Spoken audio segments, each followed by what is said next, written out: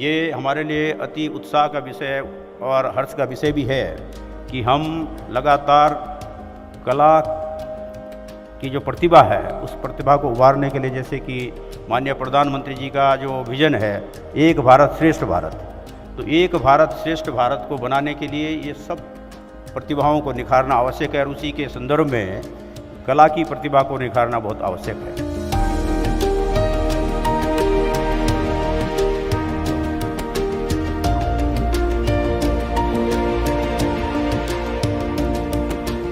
स्कूली जीवन में विद्यार्थियों की कला को पहचानना, उनकी प्रतिभा को आगे बढ़ाना, निखारना और अनेकता में एकता भारत की विशेषता, सांस्कृतिक रूप से हमारी ये बहुत समृद्ध विरासत रही है।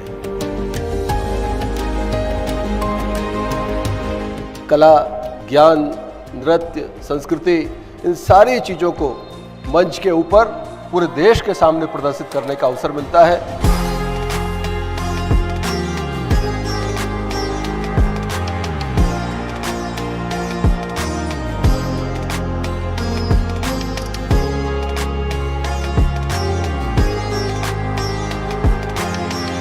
इस साल मुझे और एक खुशी है कि हमारे साथ ट्राइबल अफेयर्स का जो एकलव्य मॉडल रेजिडेंशियल स्कूल के बच्चे भी आए हैं आपको टफ फाइट देने के लिए। इस समय हमारे साथ 35 टीम ऐसा 35 टीम्स है, तकरीबन 600 बच्चे इसमें हैं और 6 कैटेगरी के अंदर 30 आर्ट फॉर्म्स में कंपटीशन होगी।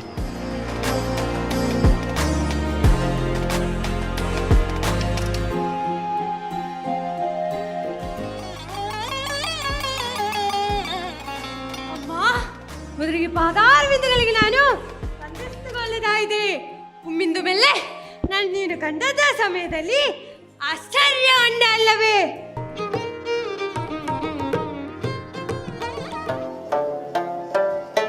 शुक्रिया मैं करता हूँ NCERT वालों का कि उन्होंने ये कला उत्सव रखा और हमें मौका दिया अपना हुनर दिखाने का।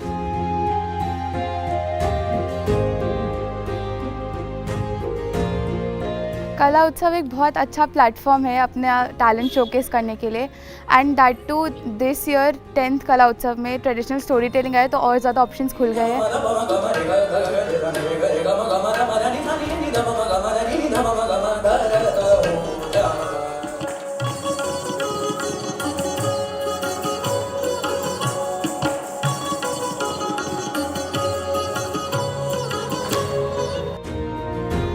अपनी कला कौशल के माध्यम से देश को, प्रदेश को अपनी प्रतिभा से परिचित भी कराएंगे, ये मेरी शुभकामना है।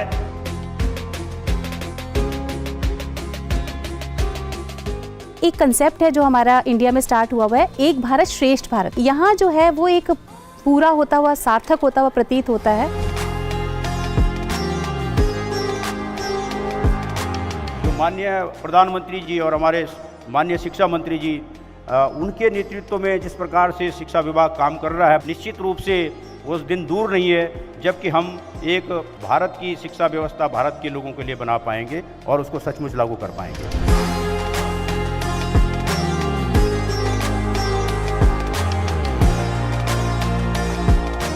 It's a cultural exchange which is more important rather than कि उनके जो है अपने ही प्रतिभा का शो करें। आपस में एक दूसरे से उन्होंने बहुत कुछ सीखा है।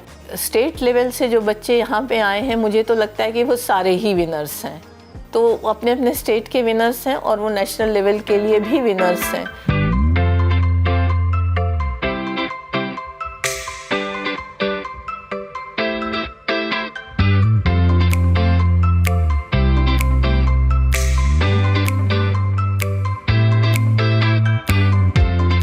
राष्ट्रीय कला उत्सव कार्यक्रम में मैं शामिल होकर आज बहुत प्रसन्नता हुई है। मेरा मानना है कि आने वाली पीढ़ी अपनी संस्कृति से जिस स्वरूप को देखती है उसी के अनुरूप जीवन के नए मूल्यों का निर्माण करती है।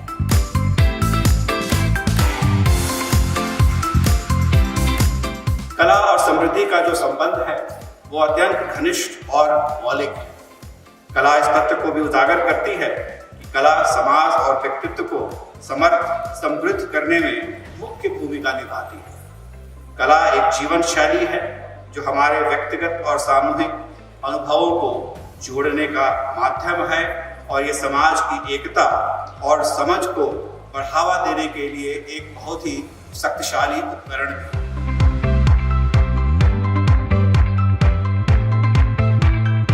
हम सबकी जिम्मेदारी है कि बच्चों को अनुभव से प्राप्त शिक्षा के द्वारा हमारी समुद्र सांस्कृतिक विविधता से जोड़कर एक भारत श्रेष्ठ भारत के प्राचीन दृष्टिकोण को मजबूत बनाए।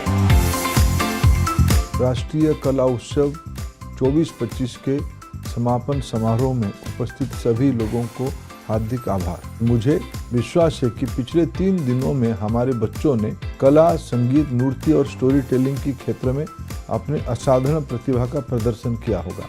नेशनल एजुकेशन पॉलिसी 2020 ने जो विजन प्रस्तुत किया है उसके अनुसार भारत के कल्चरल हेरिटेज को न केवल प्रिजर्व किया जाना चाहिए बल्कि उन्हें बढ़ावा भी दिया जाना चाहिए। मुझे खुशी है कि कला उत्सव इसी दिशा में काम कर रहा है।